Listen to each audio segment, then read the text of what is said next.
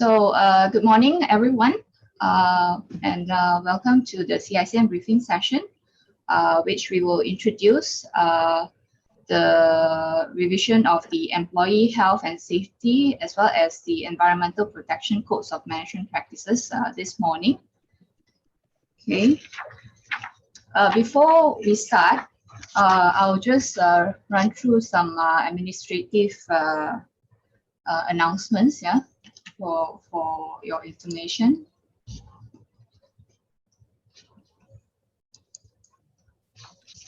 So questions will be taken right after each presentation. As this is conducted through a webinar platform, please type your questions in the Q&A chat box of this platform, yeah, and the presenters will then take your questions verbally after that. And then we appreciate your feedback through the Zoom poll feature at the end of the briefing session. We'd like to hear what do you think about this briefing session. And then for the presentation materials, which will include the slides, as well as the new revised code of practices and the checklist will be shared after the briefing session. And as mentioned earlier, this briefing session will be recorded and we will post it up in CICM's YouTube account so that those who couldn't join us today can refer to it later. With that, I would like to call upon Mr. Paul Ellis, our Deputy Chairman and also Chairman of the Responsible Care Committee, to give his welcome remarks before we proceed with the briefing session. Over to you, Mr. Ellis. Okay, thank you very much, Pekwan, and welcome to the presenters who are going to be working hard this morning, and also to all of you, the participants. I think we have, I note down here, we've got at least 71 people, and I think other people are sharing, so there could be nearer to 90 people participating. This is excellent. It shows the sort of commitment by the industry, which is where all your participants are, and your sort of use of the Responsible Care Programme.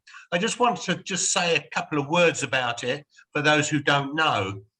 Responsible Care Programme, right, sounds lovely, doesn't it? It's lots of words, and there's the motive of the hands holding the chemicals and being responsible and caring.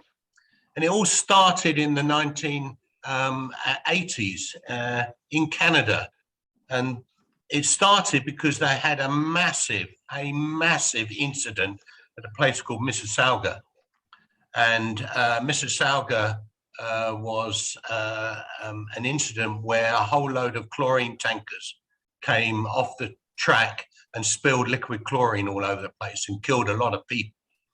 And there were a few other incidents around the world that were happening. And what occurred to the industry, the chemical industry, is they couldn't actually get people to work for them, because everybody said, "Whoa, no way, you don't want to work for the chemical industry. It's polluting, it's horrible, it kills people."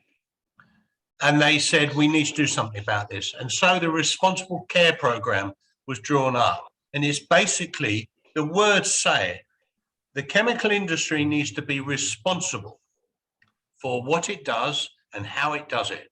And it needs to be caring for its people, caring for the environment, caring for the community. And out of this came sort of this program, and it spread worldwide. I can't remember how many countries it is, but it came to Malaysia in 1994. And I can remember because I was actually at the launch of the Responsible Care Programme in Malaysia.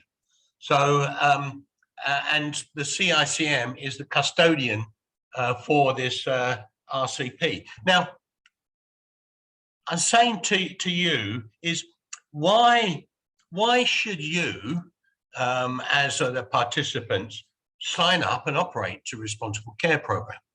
Number one is because it was developed by the chemical industry for the chemical industry. And we're all in the chemical industry. We all make chemicals. And sometimes they're quite difficult to make, I know. And it's a program really, which is really modern. Even though it was started in the 1980s, It's a really modern program because you could call it one of the pillars for sustainability. And sustainability is the new word in not only the chemical industry, but globally in every industry. We need to be sustainable. And this program helps us to be sustainable in all our businesses, doesn't matter what you're in. And what we did in Malaysia is we said, it's very nice talking about this, but we need some sort of help. We need to give help to companies, especially those that aren't huge multinationals. And so CICM developed 7 codes of practice. And these codes are, and I'm just looking them up now, and the distribution code, the community awareness and emergency response code, the environmental protection code. It used to be called the pollution prevention code, and before that it was a waste code. I can't remember what it's called, waste management code. So it's changed.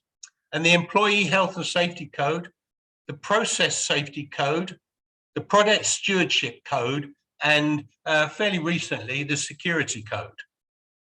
Now, these were developed over the years, and we wrote down a management practice, a code, we called it, a code of management practice for each of the codes.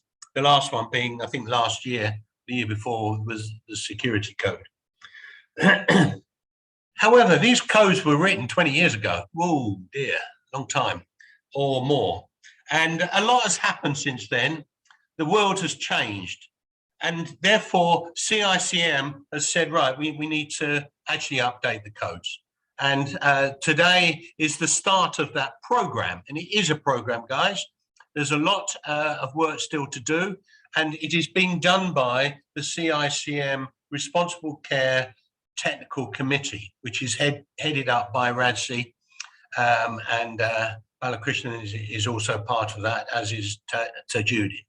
And really what we're doing is we're updating the codes of practice. So it's very important for you to know what these updates are, as they're part of the whole RCP. And if you're involved with the awards, then these are areas that you will need to know and understand. So without further ado, I'm going to sort of just do a little introduction. Radzi, to our three speakers. We've got Radzi Abdul Rashid, Balakrishnan, and Tajuddin, right? Very experienced guys. I was just looking through your CVs and everything, and after the 8th page, I got sort of a bit fed up. So I won't go through all the details, but overall, you've got, I'd say, more than 60 years experience of management of plants and in health and safety and environmental management. And what you're doing today, guys, is you are passing that knowledge on using these codes of practice to all our participants. And the participants, I know, will be very glad that you are doing this. So thank you very much, guys, for all the work you've done. And I'm sure there's more work to come. And without further ado, I'll pass you back to Chan Pek-Wan, who's part of the CICM Secretariat. And to you all, please have a very useful briefing session. And don't forget to ask questions. The only way to gather new information that isn't set out in front of you is to ask questions. So please ask questions in the way that Pek-Wan explained to you. So Pek-Wan, over to you, and please, all of you, have a great session. Thank you, Mr. Ellis, for your welcome remarks and also kind introduction of our presenters this morning. Before we start, I think I'll just do a quick snapshot of our presenters this morning for our record purposes. Encik Tajuddin, are you able to on your webcam? Yeah. Okay, hold on. Yeah.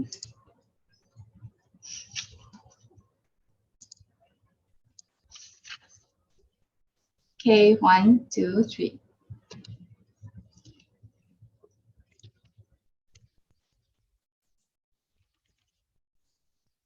All right, thank you very much.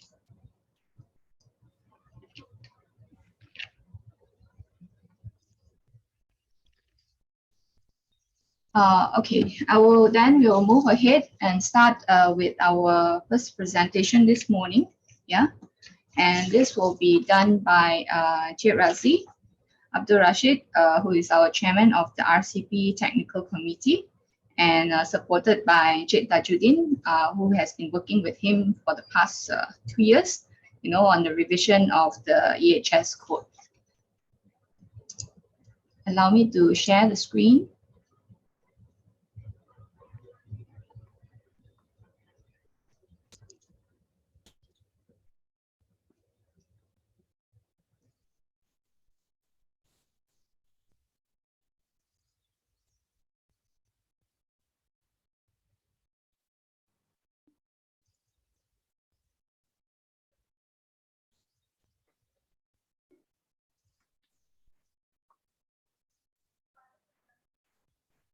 Okay.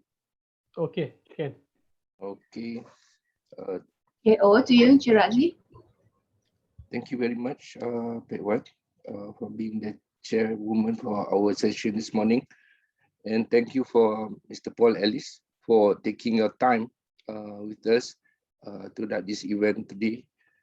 And thank you for everyone, all the participants today in our event for this briefing after have been pending for almost a year since we are completely finally revising the code for RC.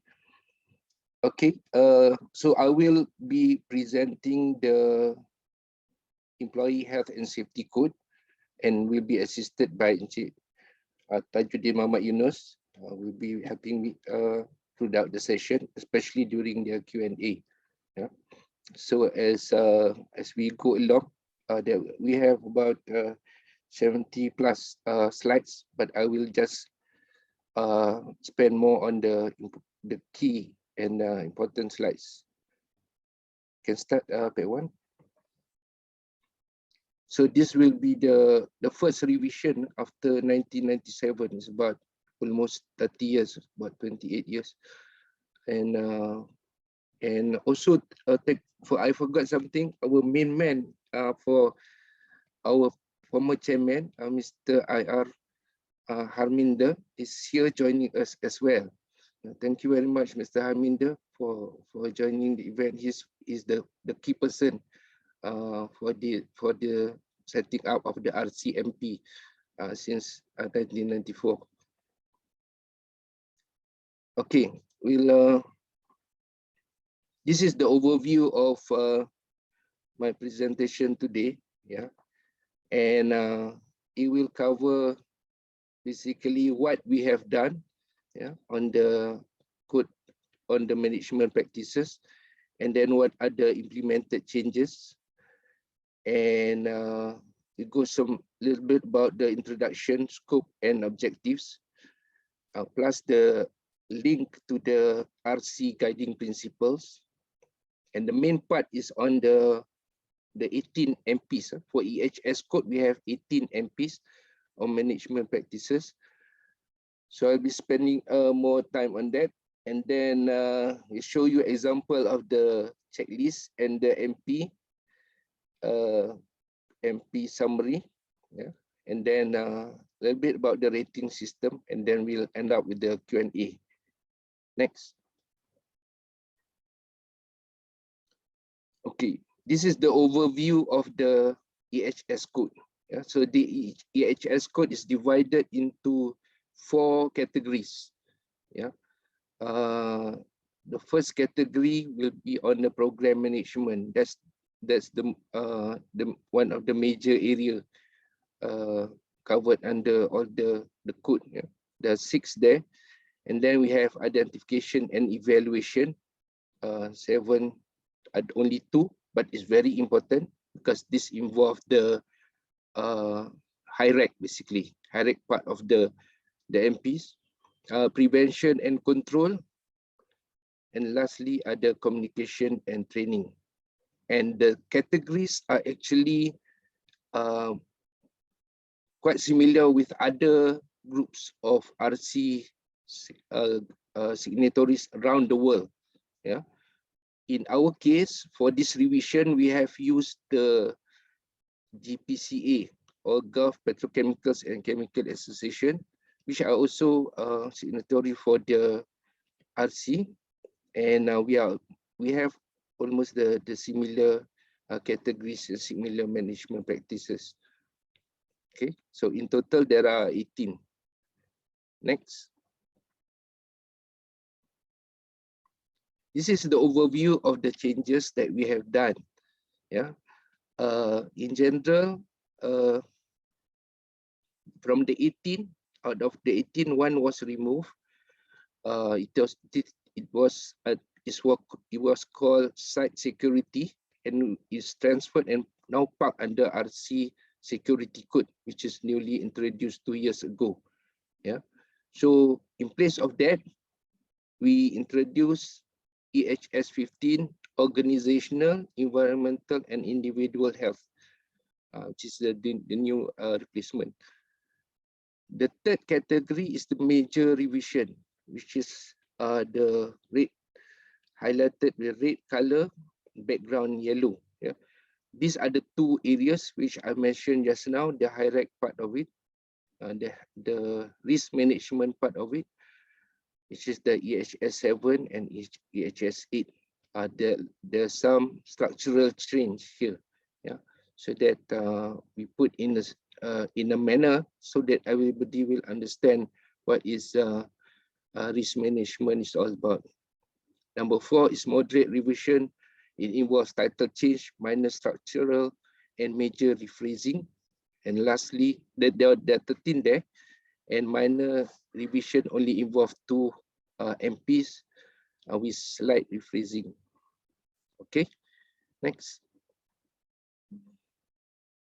Okay, see, this is the overview, and the one on the left corner is the one that we have before since 1999, and at the time before the changes. Yeah, when we start this initiative in 1999 actually, yeah, and we finally managed to revise in and introduce in 2021. So we call it revision 1. And the one column on the right is the one from GPCA. Yeah. So these are the comparison that we do.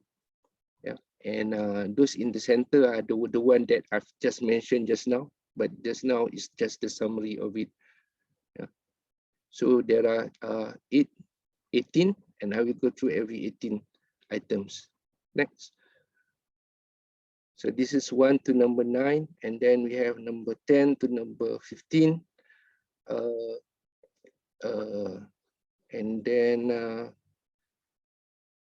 all the color codes are the one that I explained just now, whether it's a major or a minor change. Yeah.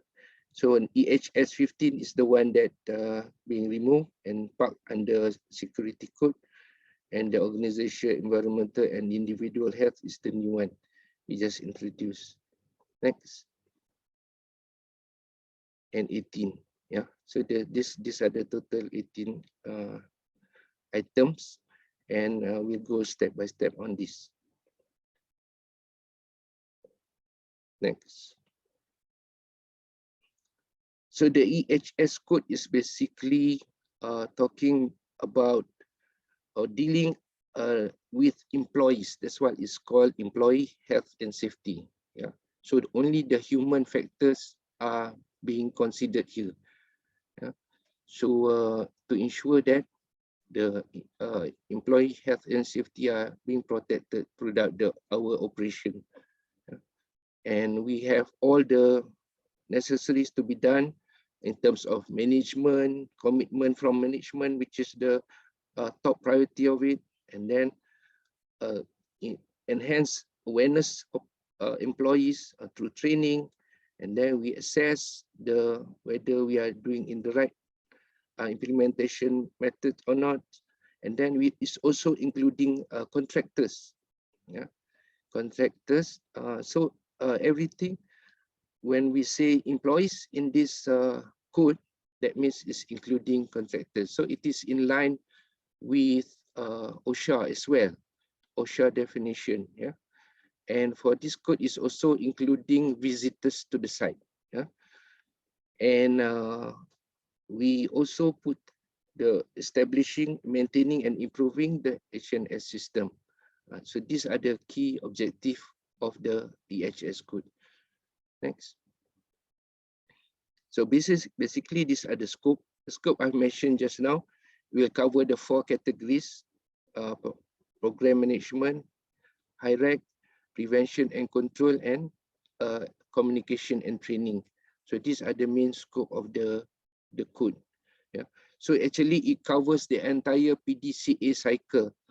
So if you are in any of the health and safety management system, it should be covering all the system, whether it's RC, whether it's ISO 45001, yeah, it covers that. And the objective is one, which is to ensure that we operate all our system, all our process, and prevent unsafe act and unsafe condition, and and also fostering communication and HNS issues within the facility and with the outside communities we operate. Next. This is the link between the code and our RC guiding principle. Yeah. So this guiding principle is the key trust, the strategic trust of RC. So out of the 10 guiding principles, 3 which is applicable to EHS code, which are these three in terms of development and production of chemicals safely, and then ensure that we aid HNS and environment as the priority in producing our new products, new process, and we operate our plants and facilities to protect the environment and HNS of employees and the public. So these are the key 3 elements of the guiding principles in the EHS code. Okay, we start with the EHS code. So this is normally called EHS 01 until EHS 18. Yeah. So this is the main one. Just like any management system, it will start with the management, leadership, and commitment. Yeah. So in here, it will cover what these are the things that is required, yeah, for a company to implement in their place. Yeah. So first thing is the policy, and then from the policy, there must be an OSH management system. And then there should be some accountability in terms of the leadership. And then from there, the leadership should involve and should participate in all the program. And then the management should provide a sufficient resource in order to run the program for the entire company. And these are the key things. And for every company, these are the main item that you should at least score full mark now. Yeah. And implementation guidelines, basically when you see the checklist later on, you see this implementation guidelines or in the MP. This is how to fulfill the one on the top. Yeah. How to fulfill the one on the top. What are the requirements to fulfill? This is just to guide you on how to implement at your workplace. The detail is on the next page. Yeah, so these are the detail.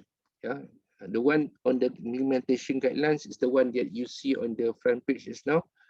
Policy, management system, accountability, participation, involvement, communication, resource bidding, and the right one is the evidence and example. Okay, this evidence and example is actually for you to do your self-assessment, and also for assessor to refer to when they do their assessment at the work site. Yeah, so this will guide you on actually what to look for. At least you have some idea actually what records, what documents to look for, what type of implementation to look for. So the evidence example is very, very important for you to guide you what to look for. So at least we get some standardized approach in doing assessment of our workplace. So for all the codes, it will be like this, in this format. Yeah. So later on, when you have the checklist, you will project the same thing as well. So the checklist will be having the scoring and the improvement plan later on. Yeah. So that's the format that was prepared for this EHS code. Thanks. So this is one area that needs to be focused on is the 45,001, yeah, which supposed to be in place already 2021, but now it's been delayed because of the COVID and all these things, yeah. But soon everybody needs to embark on this 45,001. But for some SMEs, as what we see, probably they can embark on this, but they also can embark on responsible care. We already have the responsible care management system, so that is already a management system that they can do. Because for SMEs, normally you have 8 MPs, 8 management practice only, compared to 18 for the full one, yeah, for full assessment. Next. So that's number one, is on the management leadership, yeah. What we need to the leader to do, because RC is very important to guide the entire organization towards EHS. Second one is on the stakeholder engagement. Last time it was called employee engagement, yeah. So now it's called stakeholder engagement. So it will involve everyone, including the contractors, management, on how to implement EHS code on their side. Yeah, so it will have the opportunities for employees at all levels to participate in the implementation of RC on their side. So it will start with development. You plan, yeah, plan the program, plan the system, and then you implement, and then you review, and then system to appreciate their involvement in the system for the employees and contractors, for example. Yeah. So this is basically the cycle. Yeah. The employees are following the entire cycle of the EHS. Yeah. The PDCA cycle. Next. So the next one is basically the same thing. The 4 stages, and the right one is the evidence and the example. So for you to do your assessment of your system, you can use these guidelines, yeah. And for same thing with assessors. So assessors, when they go and assess your document or visit your site for verification, then they are going to look for some of these examples, some of this evidence. So you need, very important, you need to provide such evidence when you submit the assessment. Okay, so in like development, you need to people have to get employee engaged in the program, provide feedback, provide survey, yeah, and then discussion, dialogue with them. That's at the development stage. Probably the involvement of employee required. It's not from the boss, but from the employee to give feedback, what they can do, what they can improve. Yeah. Fitness tests, yeah. And then implementation stage. Probably you can have workplace HNS inspection and BBS program. Some of us are doing that. And then we have program and activities, communication, training, retraining. So these are the implementation stage. The third stage is the review. This comes the assessment and the audits, and then how we can improve from there. And finally, there is appreciation stage, which is for the management to appreciate the contribution of the personnel or the group or the team in the activities, incentives, rewards, and it also can tie also to their annual performance objective. Next. Go to the third one, which is the contractor management. Yeah. For the first and second MPs, it involves SME. Yeah. For the third one, it's not SME is not covered under the present system that we have. Yeah. So contractor management is only involve all the large companies. Yeah.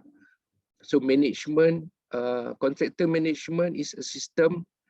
You must have a system in place to manage contractor, including subcontractors on site, to ensure compliance, whether it's a local regulatory requirements or provisions, and also the corporate requirement.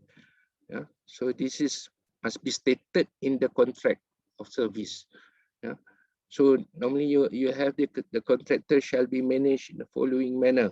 Yeah. So they must have a management system, how they are going to implement on the site. Yeah. And then how you choose the contractor. Yeah. The contractor you should have certain criteria. Yeah. For example, here we have compliance, accountability, participation, resource training, and audit assessment. These are some guidelines that you use to review your contractor performance, yeah, on site, which most of the members are doing right now. And then finally, every year, you need to do the contract review. Yeah. So you go through all the criteria, whether the contractor are meeting your criteria or not. Yeah. So the examples are on the next page. So if you go into the detail, yeah, so these are the one that you need to look at. Management system. What type of management system that you want your contractor to have, and how are you going to select your contractor? So based on that criteria. Yeah. So this is just an example. Yeah. For example, like compliance. They need to ensure that the system is in place. They must have must fully follow the regulatory or legal requirement. Yeah. Now that we have a new OSHA amendment, yeah, probably you need to relook this again. And then accountability. So normally these are missed by contractor. So they must have an person accountable for the particular project that they do at your workplace. Yeah. Participation. They must involve in all the activities, programs that you have in their workplace. And then resources. They need to have enough resources, people and equipment to perform the job. Training, you need to provide training, especially for high risk type of training involving CSE, WAH, hot work. Yes, and some people have CSPS, and those type of training. Yeah. And lastly, the audit, whether you need to do the audit also to your contractor. Yeah.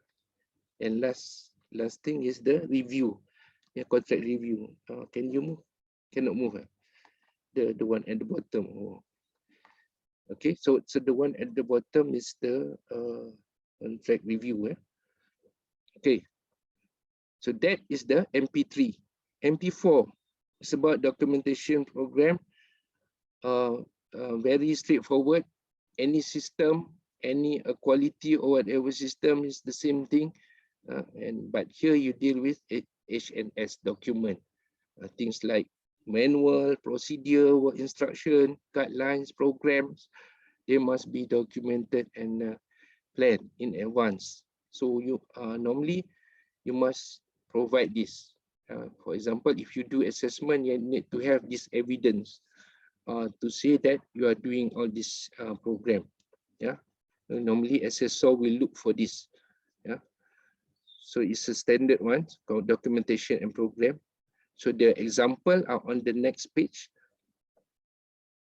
Yeah.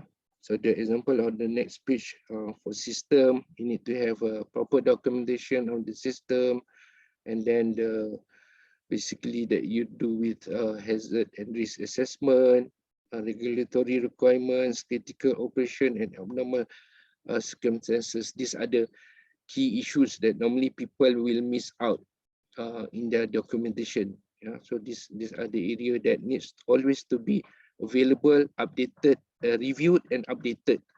And sometimes it's not been reviewed for many long time. Yeah, and who is responsible for that? Yeah, and which department needs to prepare and review it. So those are the things. And lastly, the communication of the document and the program after it has been introduced. So that is MP4, just a straightforward thing. MP5 also the same thing. It goes about,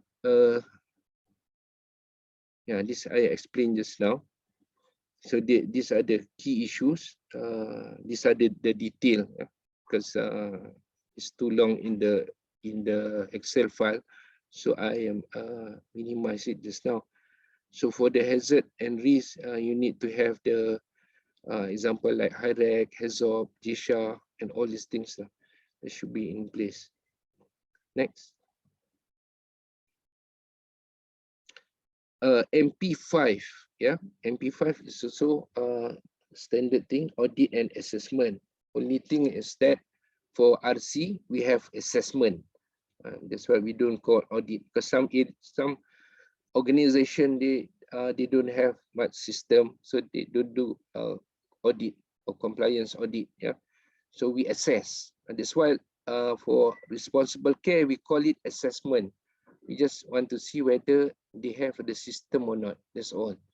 It's not in terms of whether they comply or certain thing. And because RC is a voluntary organization or system, yeah, it's under RCMS. Next. So assess audit net assessment. So there must be a system available to after you implement. We need to see whether we are fulfilling, whether we are complying to what is the requirement, and whether we are meeting all this requirement as what we mentioned in the document. Yeah, programs, procedures, and practices. And then perform regular assessment or audits. So like for RC, we have by right we have regular, yeah, whether annual or biannual, yeah, and they should be in place as far as the audit and assessment is concerned. And then from there, from the audit and assessment, we come up with the corrective and improvement action, which is normally our annual improvement plan for HNS code. Next. So these are the examples. Yeah. Normally when we do assessment of our system, we see whether there is any procedure or not, and then whether we have auditor assessor trained to do the assessment, and then plan and conduct on periodical basis. So for example, SME, we are also in the process of trying to get people to be trained, yeah, and to be trained as SSO of the system, yeah, and that will come later on. And then identify non-compliance and take corrective preventive actions. So these are the what's after the report is being produced, then we have to improve. So this is what I've mentioned just now. From the audit assessment, there will be some action, and from the action that we need to put in place for future plan. Next. EHS 06 record and performance review. Yeah, record and performance review, also standard thing, but this is more on the health and safety. So a site must have a system to maintain the HNS records, analyzing data to evaluate their HNS performance. Not an issue for the big sites that we have gone. but for the small sites, normally they don't have this. So this must be in place. Yeah, must be in place, and then must be consistently produced and reported and being shared with all the relevant parties in order to improve EHS at their workplace. Some of the KPIs like fatalities, lost time injury, reportable accidents, these are some of the KPIs normally suggested by, required by DOSH. Yeah. So you may use that, especially for SMEs. Yeah. Some big, large companies, they have their corporate KPIs. Yeah. So these are the things that you need to have in place in order to improve your system. Next. These are the examples. Yeah, the examples of KPIs that you need to implement, and then you need to track by the special committee, that whether it's the HNS committee for SMEs, and then or big companies, normally they have management review, and some even go up to the detail. And some they have occupational safety subcommittee or occupational health subcommittee to review their HNS performance. So the plan and the performance need to be reviewed on periodical basis. Next. Number 7, HNS hazard identification. So these are the main thing. How are we going to identify the hazard at our workplace? Yeah. So these are the standard thing that you need to identify. Very important thing. These are the first things in order to come up with your program, especially for SMEs. Yeah. Very important. You need to identify what are the hazards for the employees and for the visitors. And then you also need to also consider those that involve modification or improvement. Yeah. And the guidelines explain about what are the plan, what are the program that you must have in place in terms of improving your process, your operation and facilities. And then the second means of getting information is from the worksite inspection. From the worksite inspection, you can get information on which area you can have that particular hazard. And then the third one, you can come up with a corrective, preventive and improvement action from that particular hazard. And then examples, these are the examples that you can get the hazard information, whether from site inspection, whether HIRAC, HAZOP, HRA, PHR, plan and process modification. These are the areas that we can get all this information. Next. So these are the detail of the information. This is standard thing for any SHOs.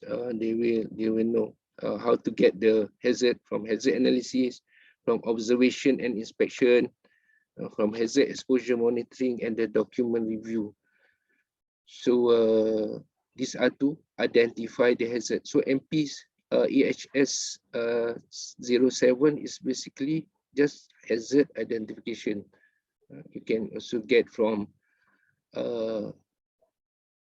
workplace inspection, and then you can get from your industrial hygiene monitoring and surveillance program.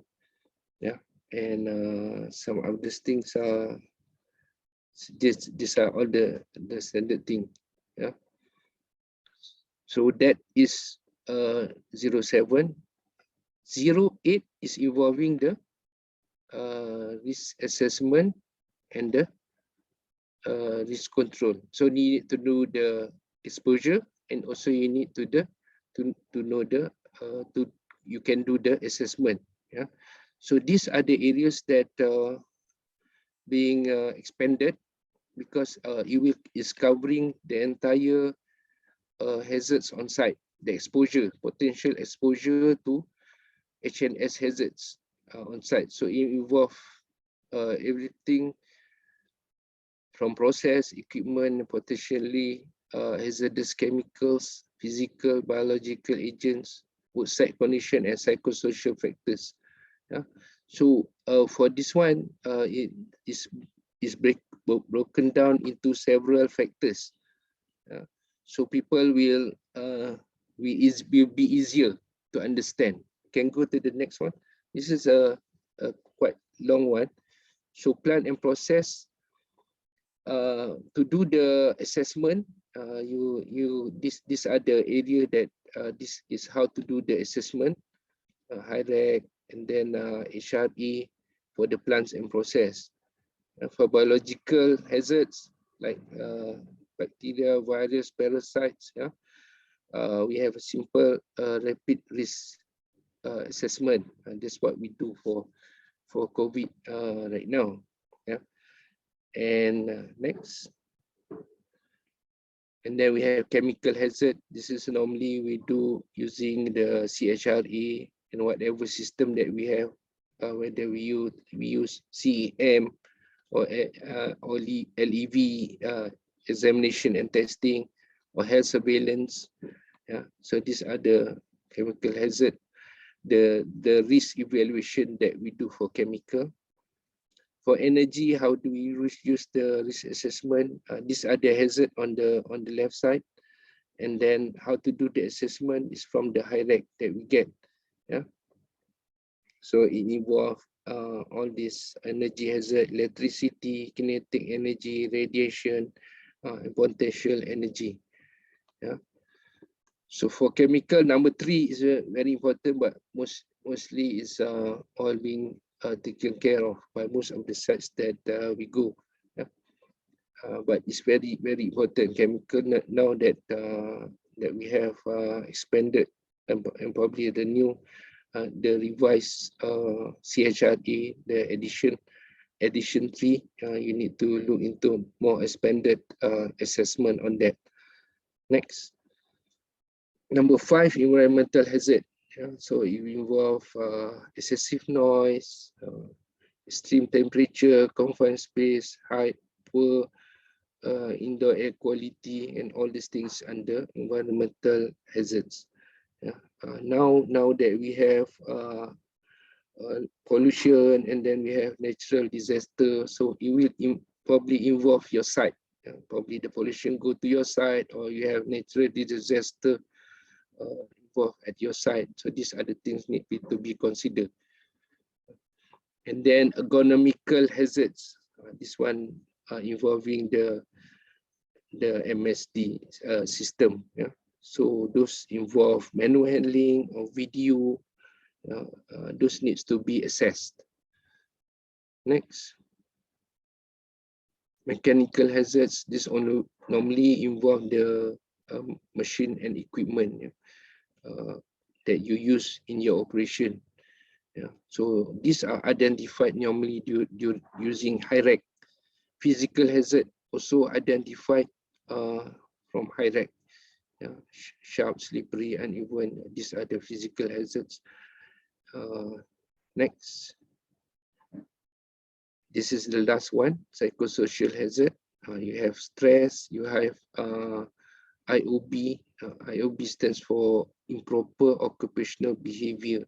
So you have things like horseplay, workplace violence, intimidation, bullying, and harassment. These are the key things that being looked at right now by the occupational health fraternity. Alcohol and substance abuse, illness, absenteeism, and smoking. So like psychosocial stress, we have mental wellness assessment, and so on. In some areas we have this HIREC as well. So now it's there are 9 areas that we need to look at whether we have at our workplace or not. So these are the potential exposure and the risk we need to evaluate at your workplace. Next. Okay, number 9. Number 9 is the health fitness assessment. So health fitness involve the high risk job, high risk task. Yeah. So there must have some level of fitness to work to do this to do this job or risk. Can we move to the next page? Yeah, so it involves tasks for, so this health fitness assessment is required for new employees, specific job or task, and pregnant employees and new mothers to conduct employee health assessment to determine employee medical and health fitness. Yeah, so these three group of people are the people that is required to do this health fitness. Some of the companies already doing some of this element. Yeah, and can we move to the next one?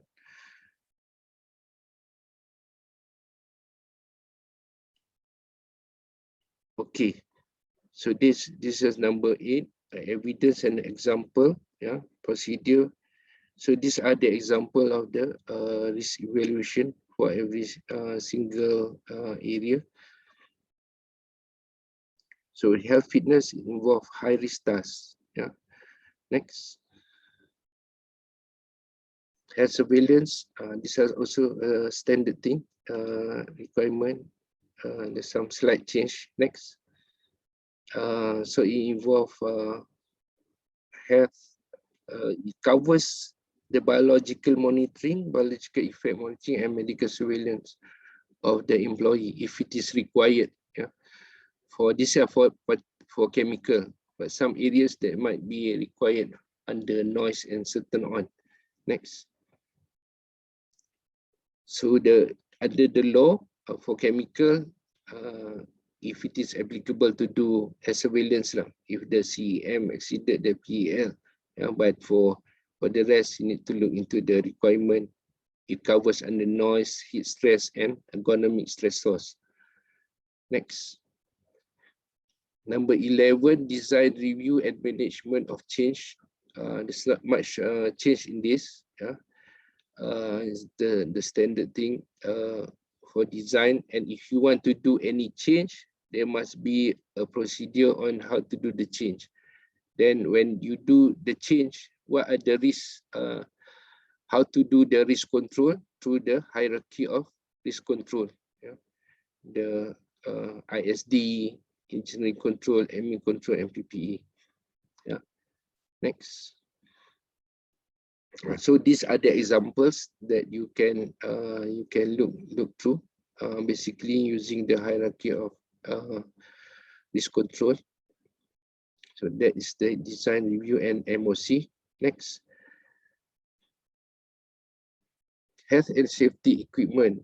Okay, last time it's only called the PPE, but now we include all the health and safety equipment, not only PPE, but expanded to all other health and safety equipment. Next.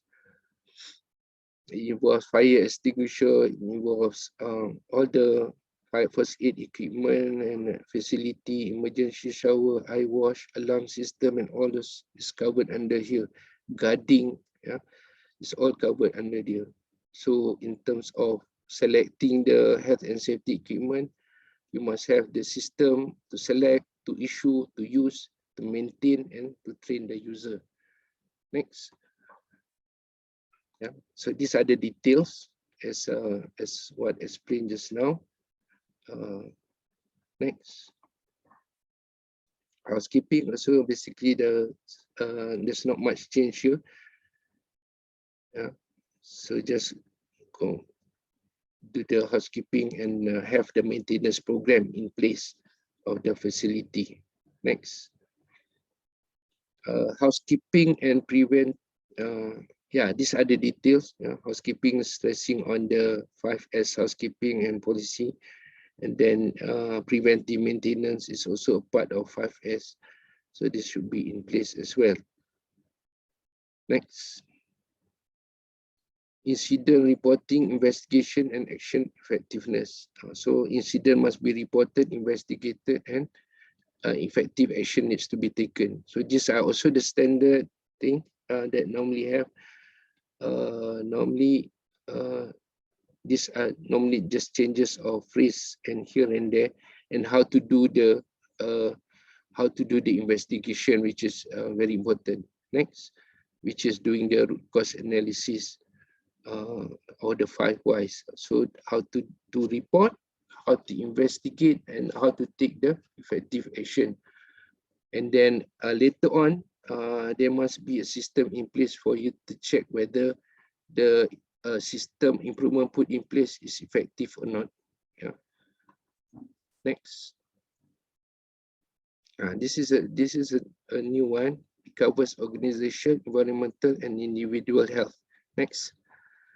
Okay. In organizational, environmental, and individual health. So there must be a system in managing these 3 types of health at the workplace. Yeah. Because next, to ensure that we have a safe, harmony, and productive workplace. Yeah. So there are 3: organizational, environmental, and individual health. Organizational, things like maintaining improving in terms of work stress, alcohol and substance abuse case, smoke-free workplace, IOB, vulnerable groups, illness absenteeism, disease control. So these are the area, and there must be a system in place on how to deal with all this organizational, so-called organizational health. Environmental health, things like infectious disease, food poisoning, animal pests, indoor air quality, local pollution, and natural disasters. So this basically environmental health. And individual health, those that involve the basic individual, because last time normally this was missing as part of occupational health requirement. Things like healthy lifestyle, periodical health screening, heart health, diabetes and management of diet, and physical exercise, mental health, disease prevention. Normally these are being missed by a lot of organizations. So this need to be in place at the unit or the employee part of responsibility, in terms of ensuring that the organization have a good system in place. So these 3 areas, that needs to have a system. Next, emergency and medical care, not much change here. These are the emergency medical care and occupational health care. So emergency medical care next involve first aid facility, and the healthcare involve occupational healthcare involving system like occupational health practitioners or clinics or support or service that you must have to take care of the people at the company with respect to healthcare, occupational healthcare. Next. So these are the examples. There must be emergency response procedure, train people to do. These are for the EMCs, for emergency medical care. So these are the standard requirement. First aid box, medical assistance, site emergency plan, periodical drill. So this must be in place. Next, the second one is on the occupational health, involving occupational healthcare program, and then the healthcare resources and facilities, and train resources to do the job, and also the facilities as well. It can be internal and it can be external. Like SMEs, probably clinic, their panel clinic need to have this type of service. Next, communication. Just communication. This is also a general one. Communication. Communicate HNS information to all stakeholders, a specific job function, task, and work site in general. So involve all the relevant employees, contractors, visitors, customers, and community. So some example you see on the next page. Employee, contractor. So all these are the type of communication that you can have for employee, for contractor, for employee, like the employee engagement program, the dialogue, and so on. For contractor, you probably need to have a briefing or training to them. And then next, visitor, you need to provide the rules and information about the site. Customer, you need to prepare in terms of conduct safety data sheet, and then community, you involve all this neighborhood emergency support group, which some of you already have at your workplace. Yeah. Next, last one is the training. Training is just straightforward. This training is only for employee. Training and retraining. So they must have a program for training and retraining, refresher, and it must be documented, regularly reviewed, evaluated, and revised if required. Yeah. Next. So that's what I mentioned just now. Need to have a TNA, a training matrix. These are some examples. Yeah. Next. So that's the 18 checklist, the 18 MPs. Yeah, these are the checklists. Yeah, probably I can show the checklist.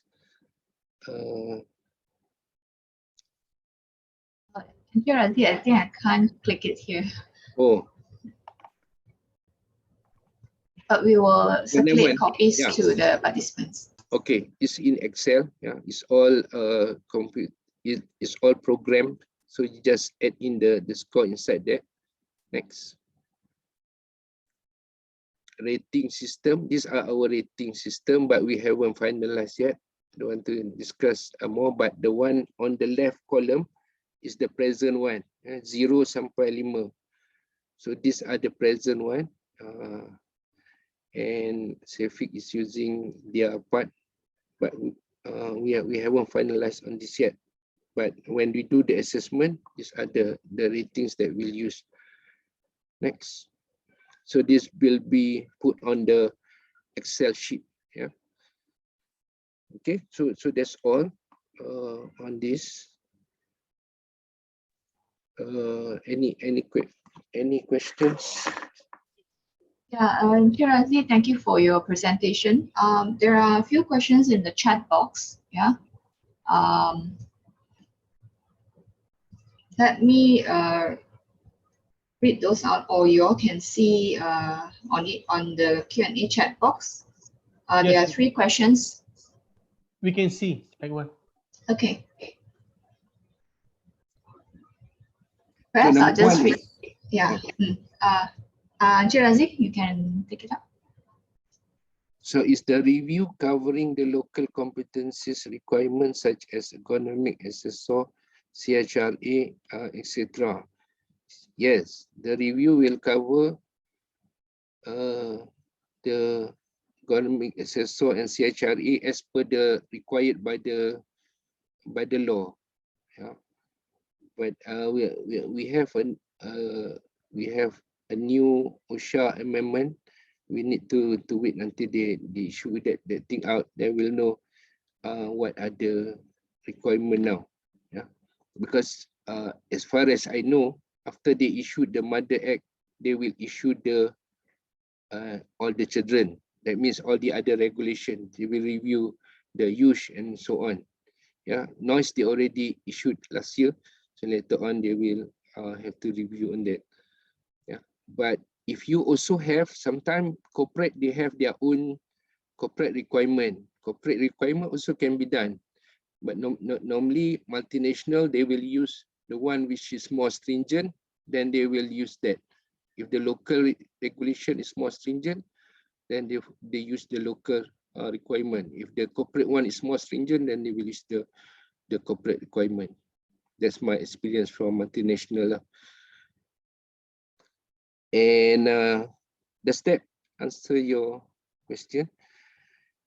Do the changes in SDS cover in MOC as well? So the changes in, okay, Cik Tajuddin is answering the question. Okay. Good morning. Actually, the changes in the SDS also we can cover it under MOC because why you need to change the SDS? there should be have some changes in the composition or the process in your it's more on composition in the chemical use. So this one will trigger to the changes in your process. So this one is mean the STS changes also cover in MOC. That's my answer.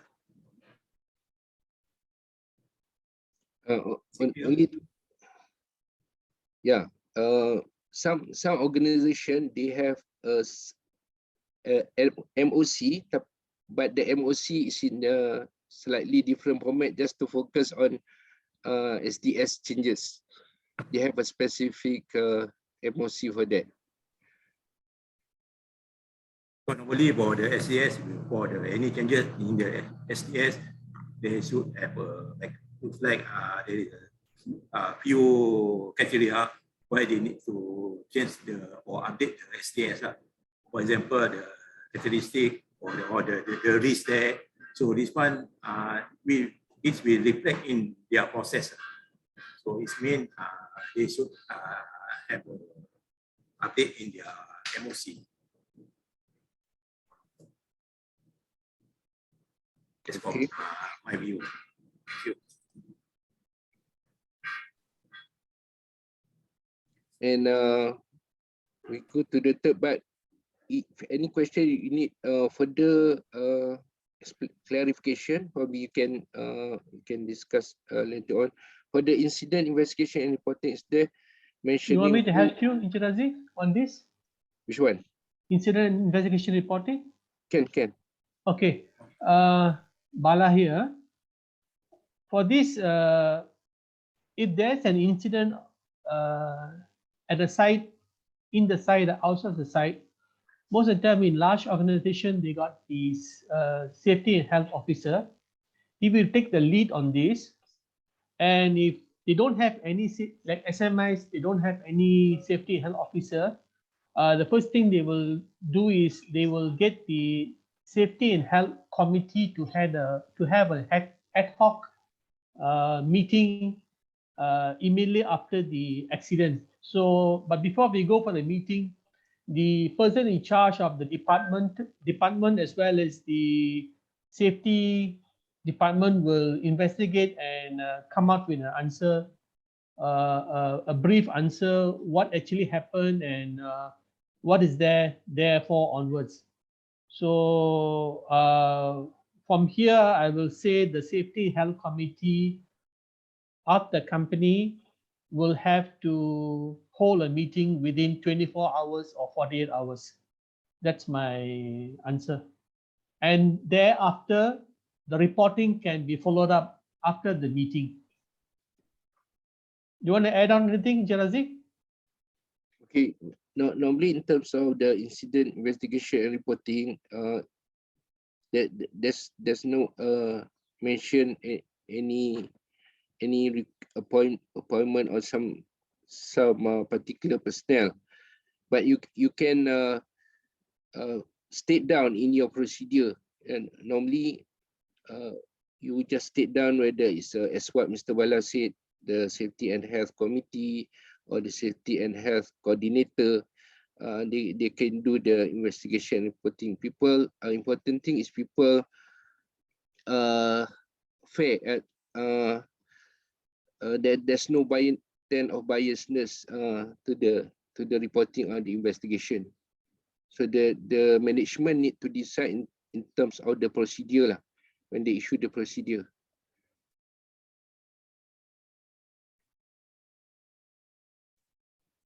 Okay, let me add on. You think okay. Usually for the incident investigation and reporting, I want to focus the investigation first. So member of Safety and Health Committee is must compulsory to become as a part of the investigation team. Okay, this one mandatory. This one you can refer to SSC regulation. Okay, then the others person, maybe you can appoint person who related to the accident. For example, if the accident involves the machinery, maybe you can invite the person in charge from maintenance or E&I or from and the area owner to pass off the investigation team. Okay. Then from the investigation team, you may need to come out with the reports. Okay. Once you come out with the report, okay, for the reporting, you need to have a approach how you want to conduct the reporting to for the to analyze the risk. Maybe you can use the YY analysis or brainstorming up to company decision. Then the final one, you need to review or verify the content measure or the improvement plan. Okay. And for the question, I back to the question. So the SSC committee is a member of SSC committee is a mandatory for the investigation team. Okay. Others is subject to appointed person. That's my answer. Thank you. Encik Razi, there's one more question, MP12. Yeah, the MP12 is including PPE. Yeah, PPE is one of the HSE equipment. And is there a specific MP for emergency response and preparedness? So this one is actually covers under employee health and safety, covers under the document. Remember that the one that I mentioned there, normal circumstances, there are 4 types of document that's inside there. So it covers under that. But this one is also covered under the process safety code as well. Yeah? Process safety code covers under for this emergency response and preparedness. For the document is under MP4. Yeah? MP4, the document and the program for abnormal circumstances, including emergency response and preparedness. Okay.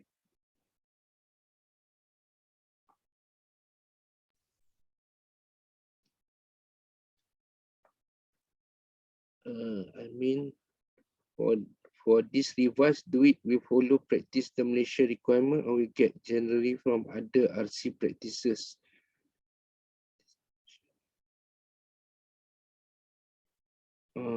I mean, for this revise, do we follow practice the Malaysia requirements or we take generally from other RC practices?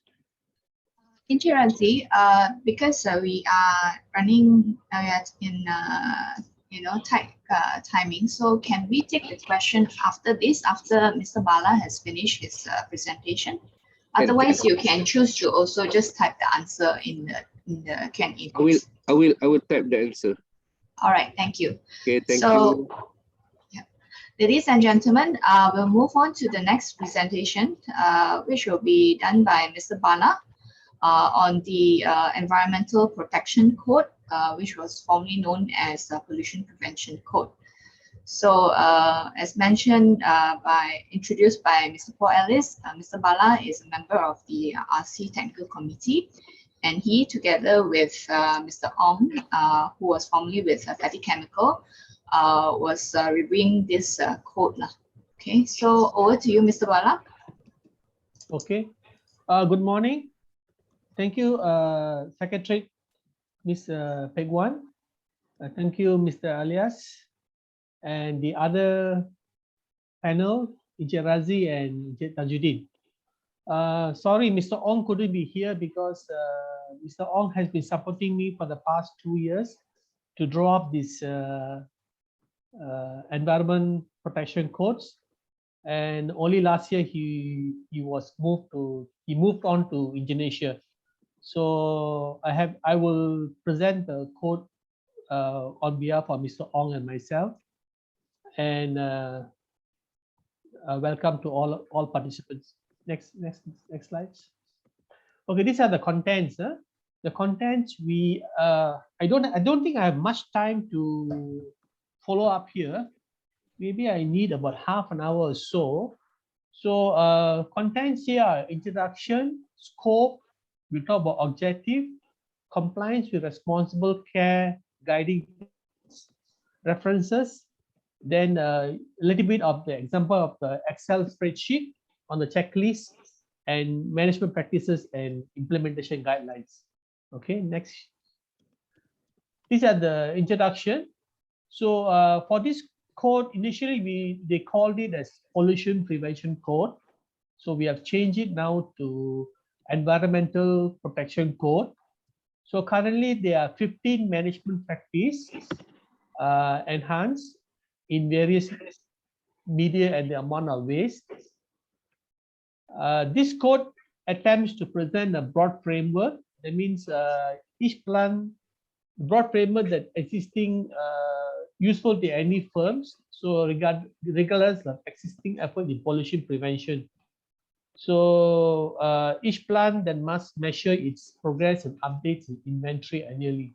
So these are the one of the introduction.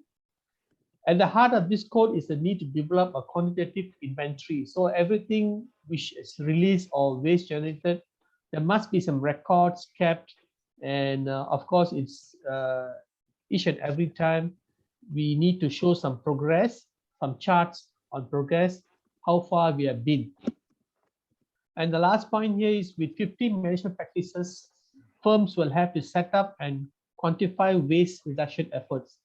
How we deal with this waste, how are this waste generated. So we will, these are the introduction for environmental protection code. End of the day is all about waste. Waste means to the soil, to the air, dust, you know, we have all these things accumulated. Next. Next. Okay, thank you. The scope, what is the scope here? The code calls for all companies to promote pollution prevention methods with customers, suppliers, other companies, and the communities. So we are talking of a big scope here, not only with suppliers and companies within the company, but also to the communities. Who are the communities? Our neighbors. Who are the neighbors? The plant around us, the people who stay around us. These are all important to us. So the code requires waste generators to take responsibility for waste generated by the contractors. So not only the company, but the contractors must support, including waste hauliers, tank cleaners, and maintenance workers.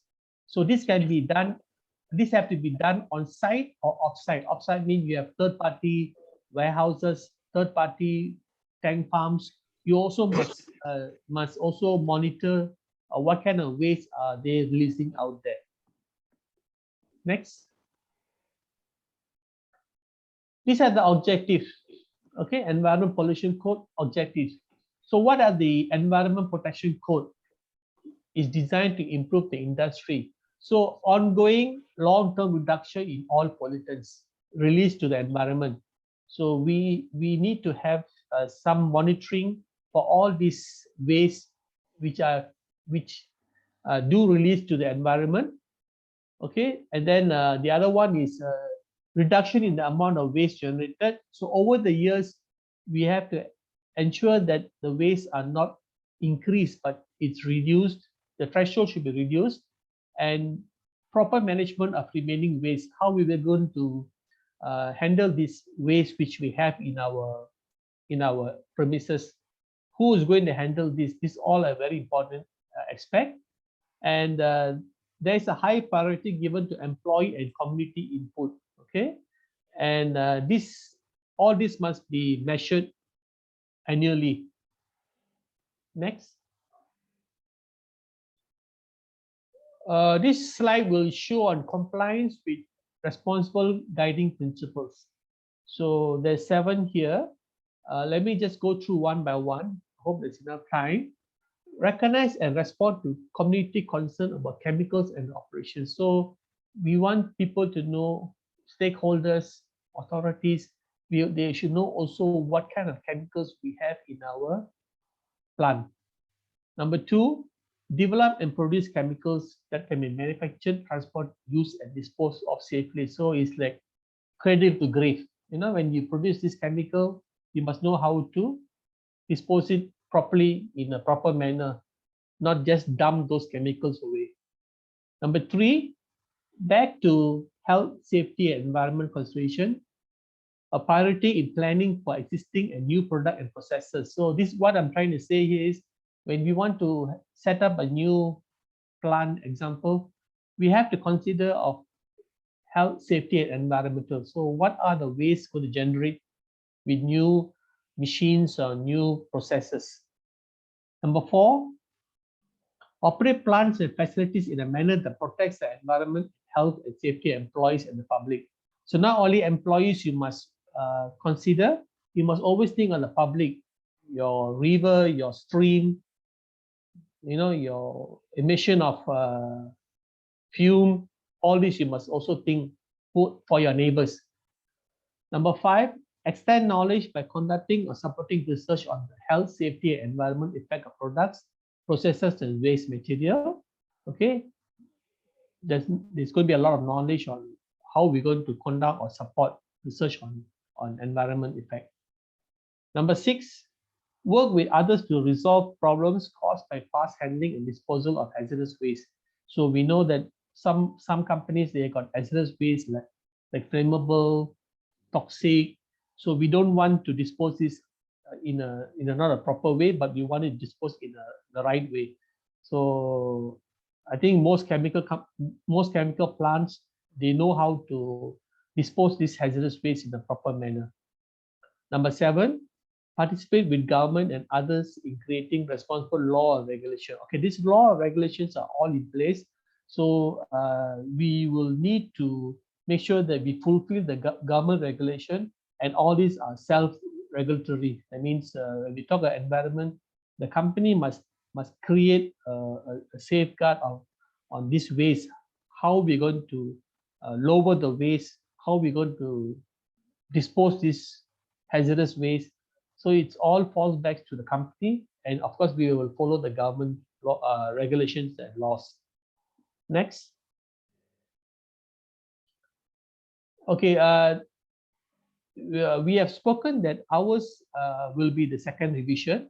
So my references here will be from Gulf Petrochemicals and Chemical Association Responsible Care Codes. Okay, this is my references. ISO 14001.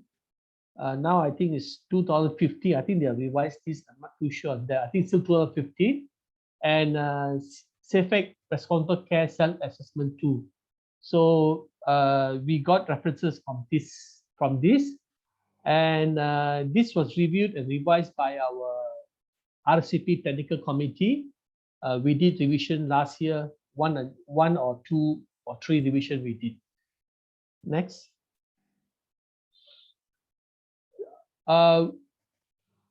This is my PowerPoint presentation, but we also have another slide on Excel spreadsheet.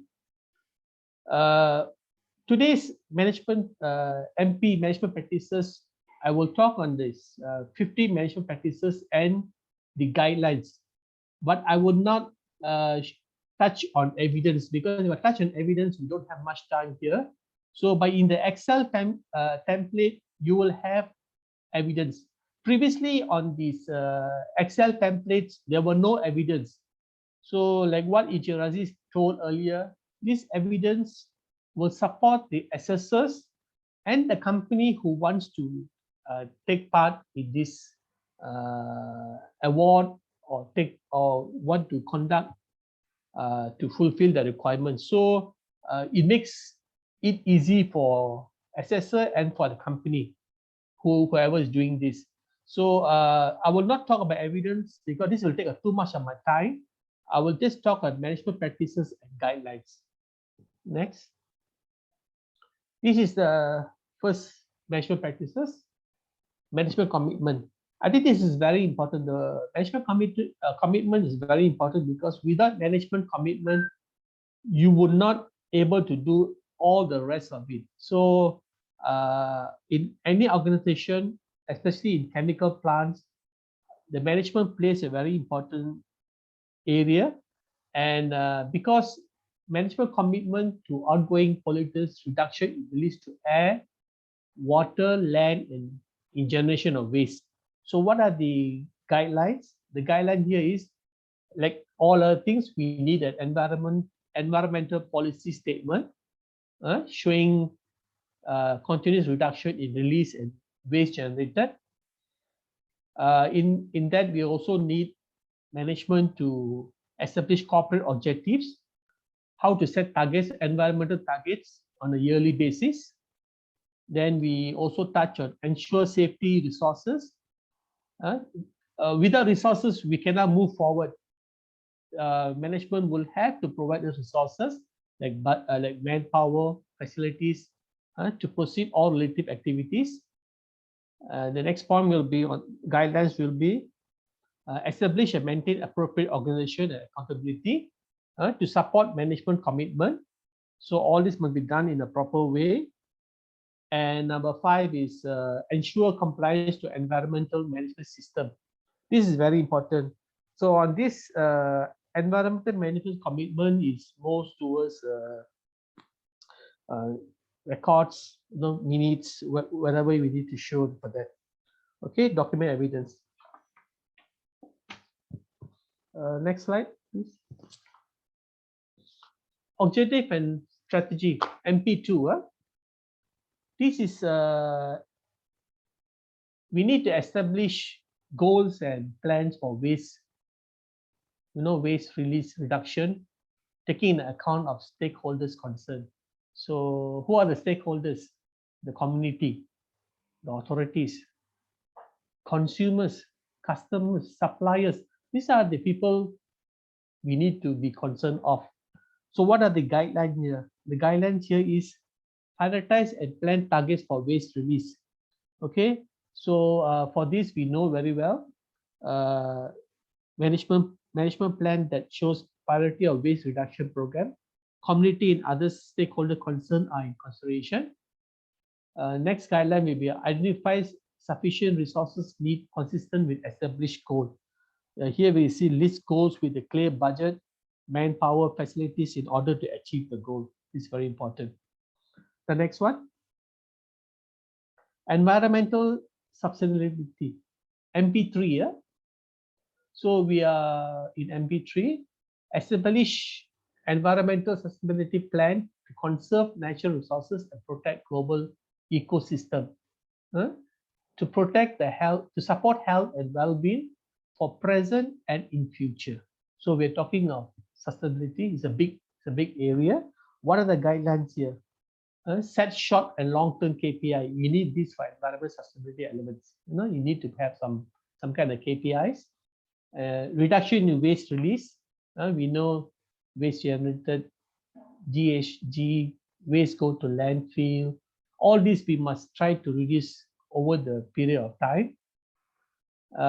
Next one guideline is increase in renewable energy usage, green area, green procurement.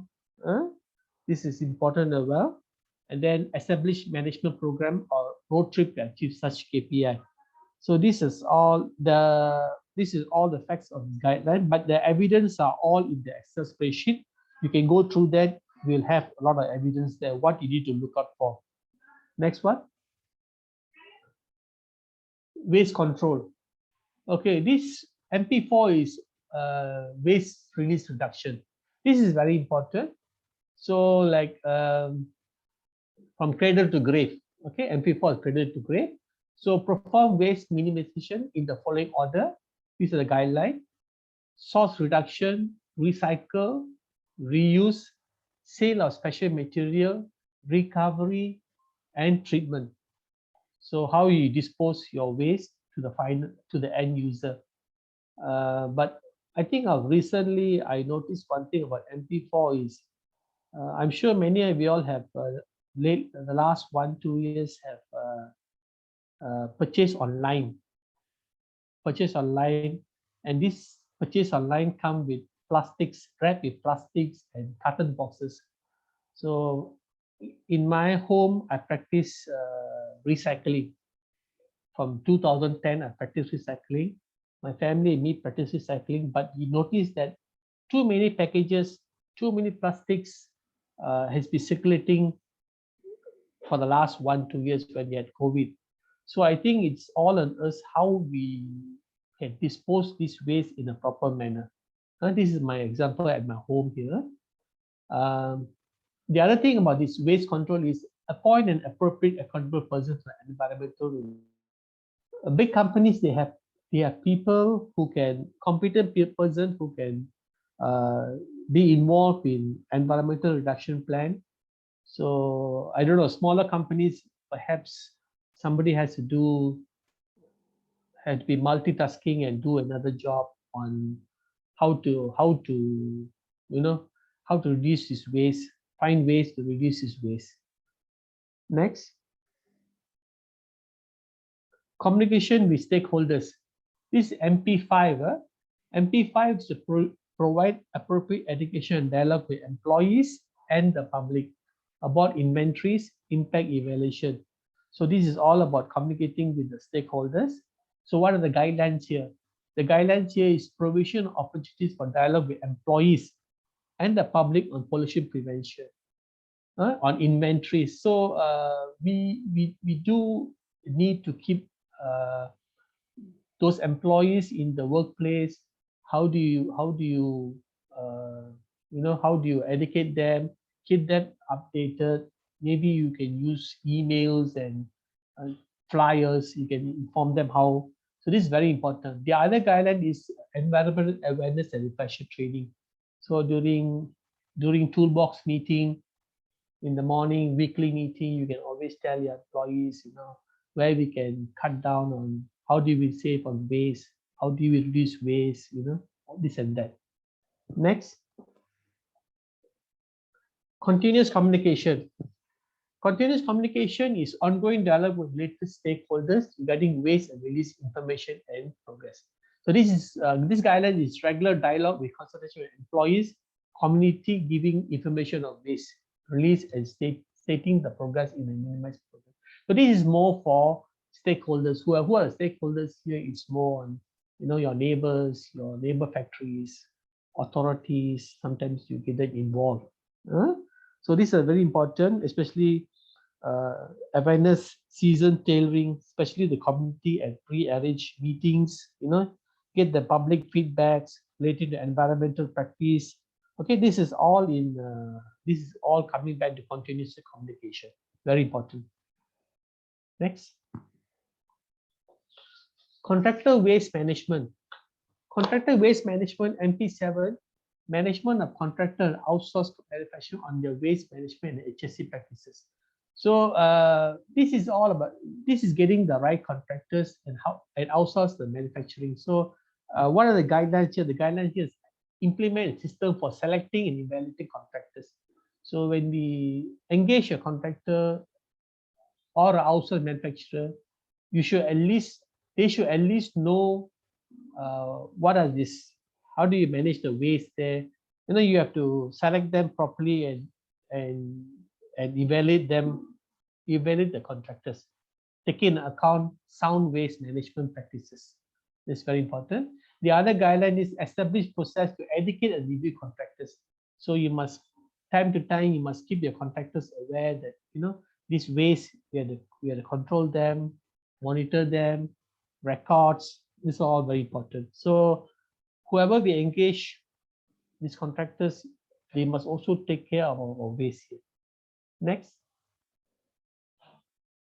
MP8, environmental impact assessment. This is about potential impact and emergency of release on environmental health, safety of employees and public. So back to the employees and public impact assessment. What are the guidelines here?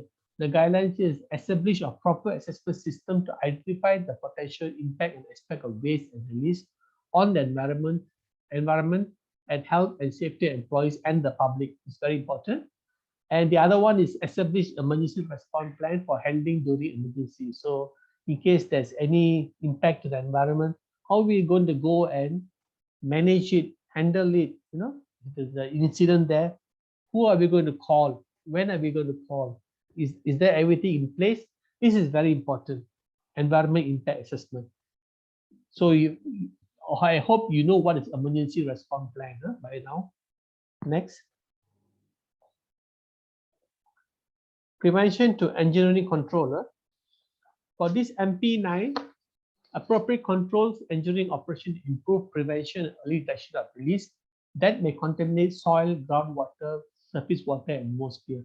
So we need to have some form of engineering and operation control. What are the guidelines here? The guidelines here is establish system and facilities for early detection of release. So before it can release into the common drain or into the air, we need to establish systems. We need to record all solid, liquid gases, gas waste generated, and also to minimize the risk of contamination to the environment. This is very important. So through engineering control. Next. So this is environmental incident accident investigation. This is all like safety and health, same thing we have it here. This incident accident related to environment release, okay, to countermeasure for control and prevention purpose to eliminate the reoccurrence. So we must make sure that whatever is it, we need to have an investigation and not to recur again. So what are the guidelines here? Procedure established to address the investigation and monitor the progress of countermeasures. So how are we going to take action to eliminate those waste? How are we going to collect it after an accident? Where are we going to dispose this is very important. And the next guideline is periodically report the management status of the accident incident and its countermeasures. So towards the end, we need to report back to our management and tell them what happened, how we managed to handle this. Next. Okay, this is MP11. MP11 is waste generation, release, and performance monitoring. So this is all about quantitative inventory of waste generated, released to the environment. And we have to monitor the progress in reduction of waste generated and released at least annually. So we got some graph to show that, you know, our waste have been reducing over the years. Shows that's a good sign. And then what are the guidelines here? Develop up-to-date inventory. This is very important on all the waste and update and maintain sufficient data. So if we have this data, we can keep track over the years how well we have done, how we manage this waste. Next. MP12. MP12 here, periodic evaluation of environmental management practices considering community, stakeholder concern, HSC impact, and compliance obligation. So this is very important. So what are the guidelines here? Conduct periodic, at least annually, evaluation of processes and facilities, okay, to identify source of pollutants and to develop the most effective way to reduce impact. So we need to do some monitoring in here on whatever I need to identify as well, source of pollutant. And then at the same time, another guideline is to evaluate by third-party audit. Sometimes you need to go to your, go to your third-party vendor. You do an audit there, find out what kind of products they're using, how they're sending it to you, their finished product to you. Sometimes you do an audit there, and ensure operating activities fulfill compliance obligation by periodic evaluation. Okay.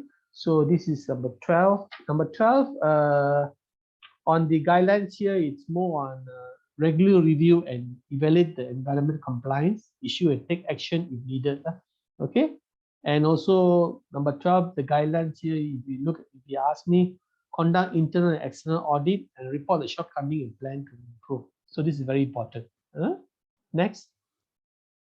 Okay, management review, we know that. Address past operation and waste management practices.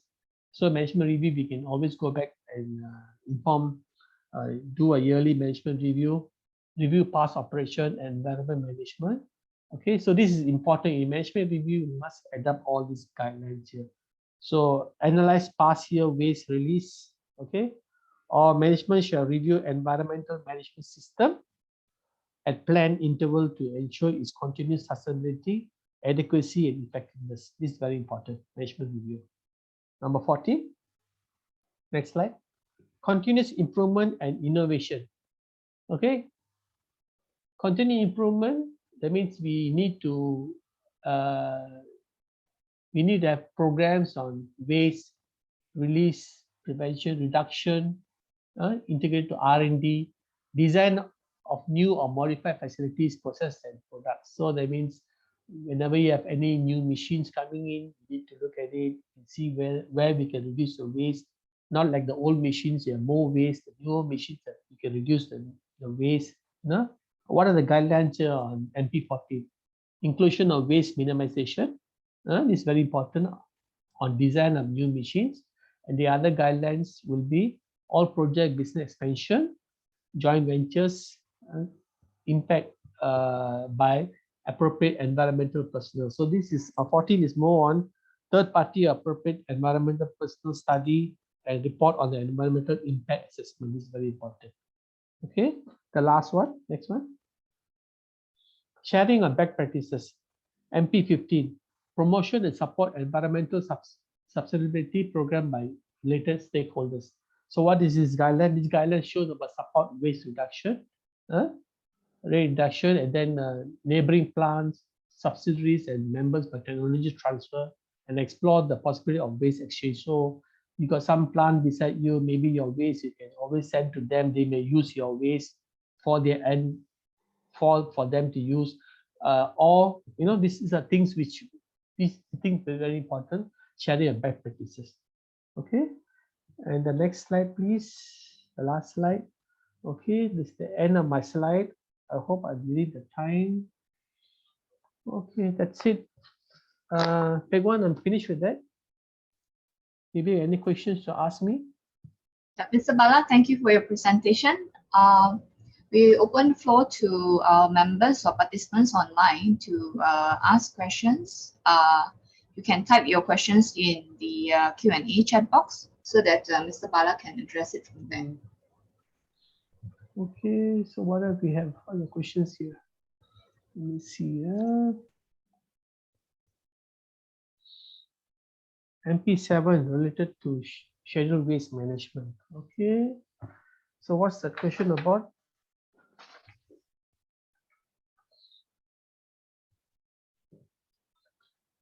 Okay, I think I don't have the question. The question is related to scheduled waste management. What's the question actually? MP7, the question is whether MP7 related to scheduled waste management. Oh, I see. It's contractor waste management. Okay, MP7 do relate to scheduled waste management, but in our MP7 is all about the main heading here is about contractor waste management. So contractor waste management, we also scheduled waste is also related to contractor waste management, because the scheduled waste we need to know how we're going to dispose this scheduled waste to the right, maybe to third parties or to quality alarm. How do you manage this scheduled waste? Yes, it's related to that question, MP7. I hope I answered that. And then Anis, is it compulsory waste management for test kit? Do we need to discuss test kit using waste contractor? Test kit mean I can't get what is test kit. Is it compulsory for test kit? Test kit, are they the lab equipment or any kind of equipment? Test kits? Can somebody help me in this? Probably test, yeah. Test kit? Sorry, Mr. Razif, you want to help me on this? Test kit? But probably it's a test kit that normally they use in the lab, or in the QA or QC line. Yes. Okay, this one we have to look at scheduled waste. Test kit fall into which scheduled waste group? So if it falls into scheduled waste, then perhaps we need to dispose it in the right way. We just can't dispose it into our domestic waste. So this is also important to know on which scheduled waste it falls in, which category of scheduled waste it falls into. I think our EPQ will have the scheduled waste to show it there. Okay. Any other questions, Amno? What do you mean by green procurement? How do you meet this requirement? Okay, green procurement, this, did I mention it earlier, or green? I thought I mentioned greenhouses, right? Green procurement. Did I say about green procurement?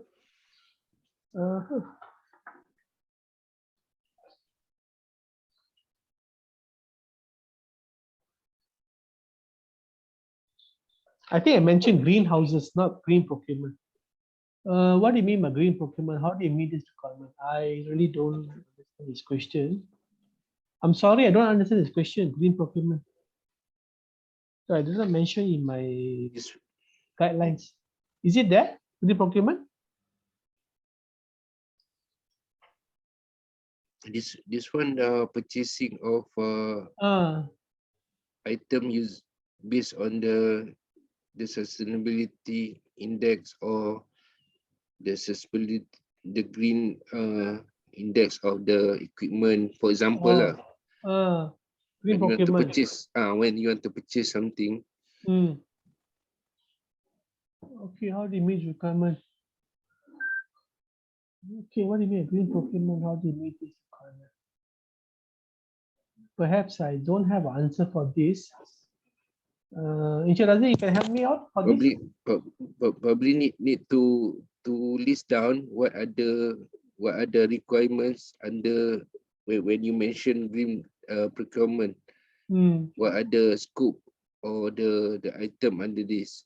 Oh, but as far as we know that you want to purchase, for example, equipment or something, we must ensure that it doesn't generate extra waste or doesn't generate any waste or just don't emit any cause any pollution. Those type of requirement. Oh, I see. Okay. But normally the company needs to dictate to decide what are the scope under this green procurement, because it's a very big subject. Okay, thank you, Razi. The last question here I see is, I just wonder if ER is emergency response. Is it ER emergency response, right? ER is important enough to warrant a specific MP.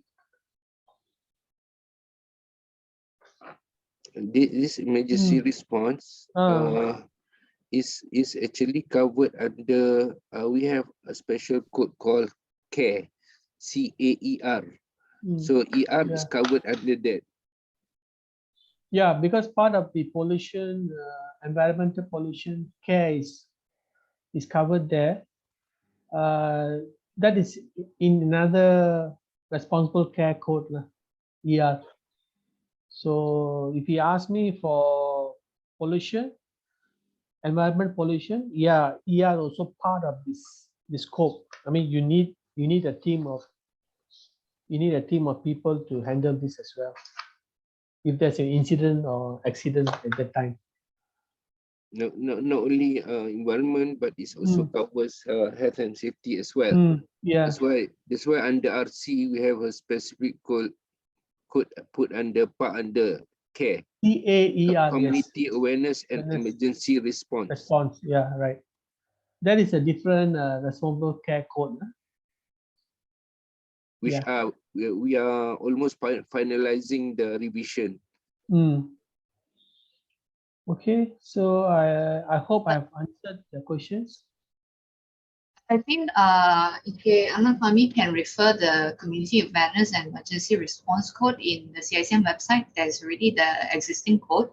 As mentioned by Razi, we are still currently updating that code. So there will be a separate session, similar to this, to brief the members about the changes. Okay. So, okay, then Wong Siu Fong is, all these revised practice codes will be also revised under ISO 1540001 and as well. Okay, the last question here. All these revised practices codes will also be revised under ISO 45001 and 14001 as well. So I believe it will be revised as to the ISO practices, and we should revise to the latest ISO practices. I hope I answered this question. Can I add in? Yeah, you add in, yeah. It's actually RC is the big umbrella. So ISO 45,000 and 14,000 is a part of it. So whatever there are any changes on 45,000 or 14,000, whatever version, is still applicable under RC, because RC doesn't limit whatever system, whatever version that you want to use. So is an ongoing improvement. Okay. Is there any other questions, or have I not answered any of the questions?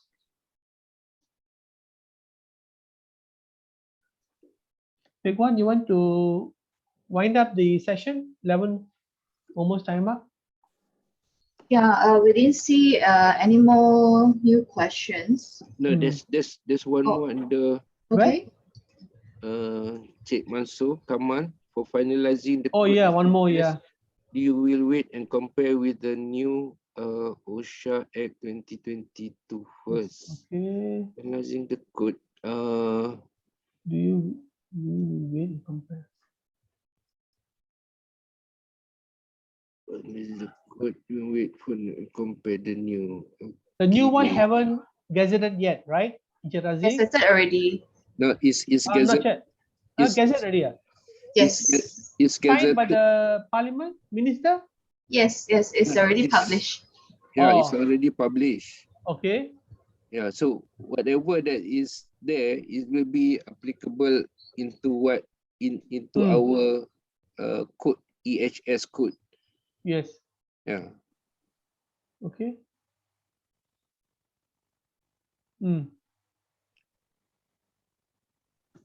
Because our PowerPoint, what we did was all last year, end of last year, we revised it 1-2 times. So beginning of the first quarter, we did some revision. So I believe that we are also there. We want to, yes. Our code is not specific to a certain, as I've mentioned, certain regulation or certain version.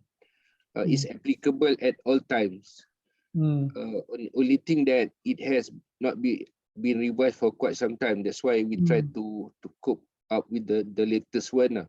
But because it's recently revised, they should normally it shouldn't be, but we still look at any new things But as far as the general body of the law is concerned, it will fulfill the RC requirement. Okay, the next one is here. When will the new code be updated on CICM website? Maybe take one can answer this question. As mentioned earlier, a copy of the code, the new codes for EHS and environmental protection will be circulated to the members after this briefing session. Okay. And of course, in the meantime, we will post it up in the website. Thank you. Okay. And that's the last question here. Are they the same question? Are all these devices? Yeah, I think we handled earlier already. Okay. The question: Are all these revised will be reversed under? I think it's earlier we answered, right?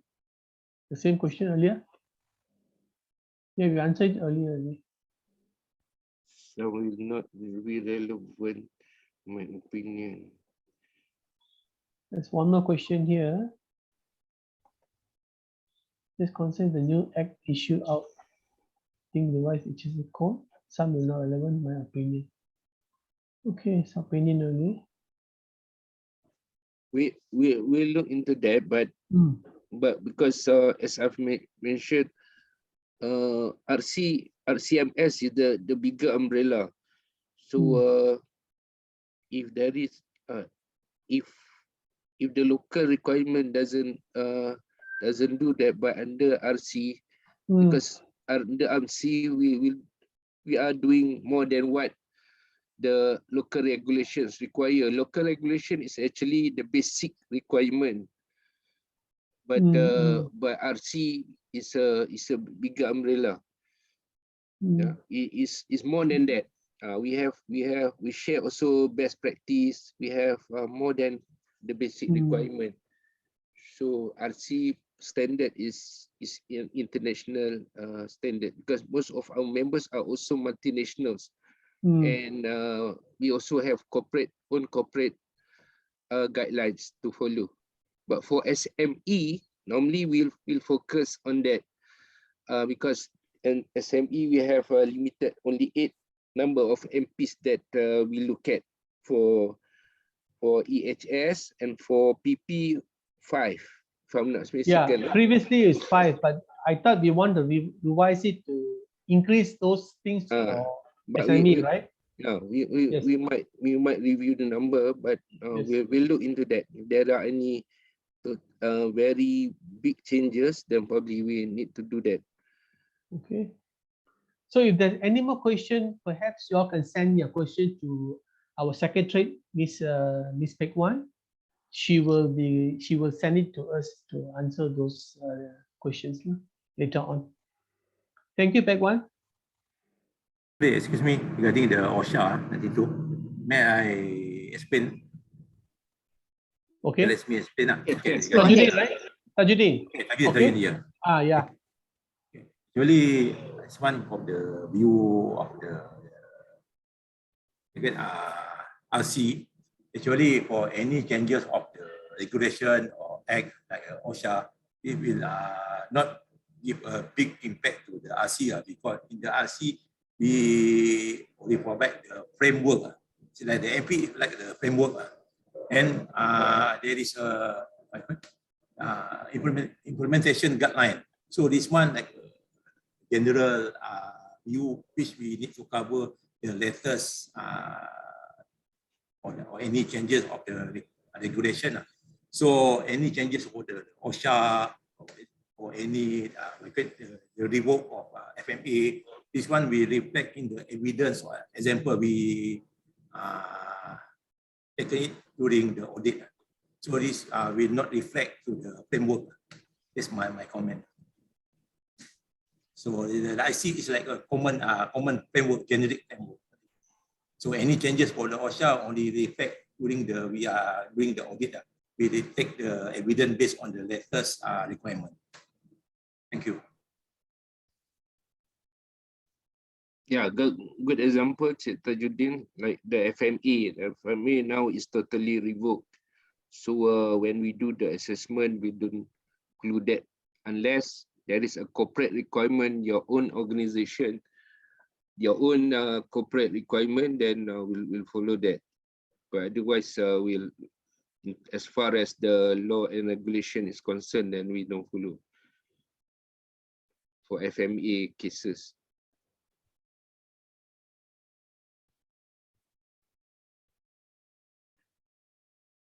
Okay. Thank you, Razi. Okay, Pek Wan, you can take over now. All right. Thank you very much for the presentations this morning.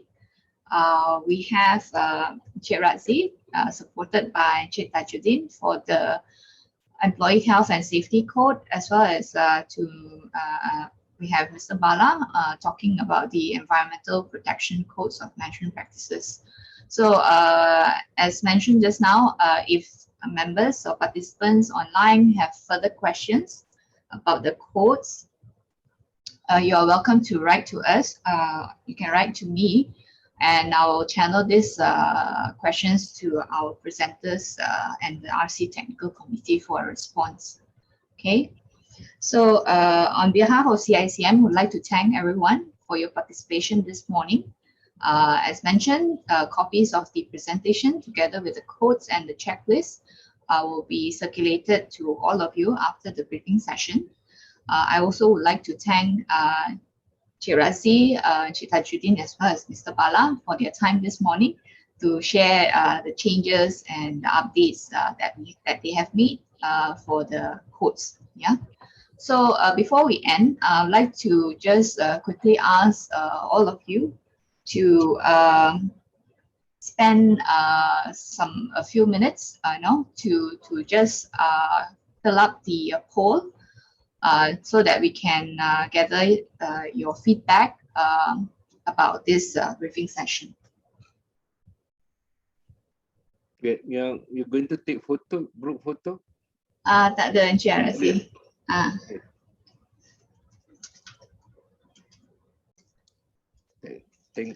Thank you to everyone, on behalf of the panelists, particularly to Pet One for the help and for all the support from the panel team. Together we produce this material, and to all the participants today, thank you for being patient with us, listening to our sharing, and hopefully that we will continue to enhance the RCMS system for Malaysia. We are open. We are glad to get any feedbacks from you all. Thank you very much. Thank you. Thank you, everyone. Yeah, thank you. And just please fill up the poll.